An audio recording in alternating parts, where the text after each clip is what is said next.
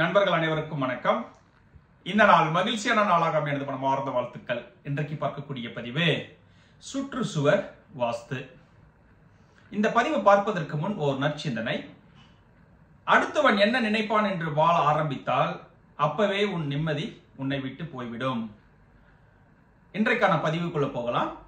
சுற்றுச்சுவர் வாஸ்து. ஒரு வீட்டிற்கு சுற்றுச்சுவர் எதற்காக அவசியம் பார்க்கும் பொழுது, இப்ப நான் ஒரு வீட்டையும் இன்னொரு வீட்டையும், நம்ம வீட்டையும் அடுத்தவர்களுடைய வீட்டையும் பிரிப்பதுதான் சுற்றுச்சுவர்.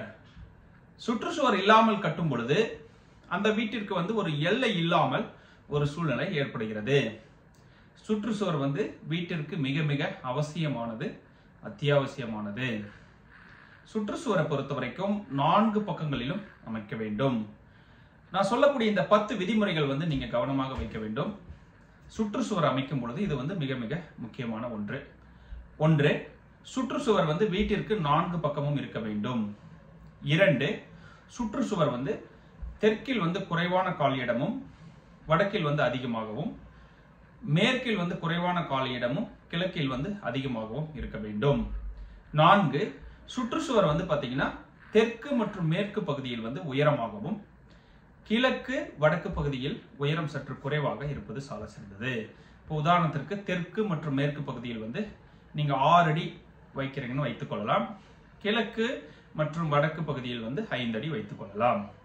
4, சுற்றுச்சுவர் அமைக்கும் பொழுது உச்ச பகுதியில் தான் கேட் அமைக்க வேண்டும். நிறைய நபர்கள் என்ன பண்ணுவாங்கன்னா, கார் பார்க்கிங் வைக்கணும் அப்படின்றதுக்காக நீச்ச பகுதியில் பெரிய கேட் அமைப்பார்கள். அது மிகப்பெரிய தவறு.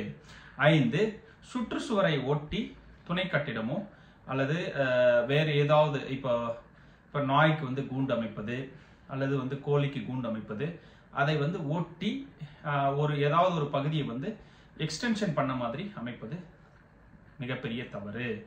6, சுற்றுச்சுவரில் ஒட்டியவாறு கார் பார்க்கிங் அமைக்க கூடாது.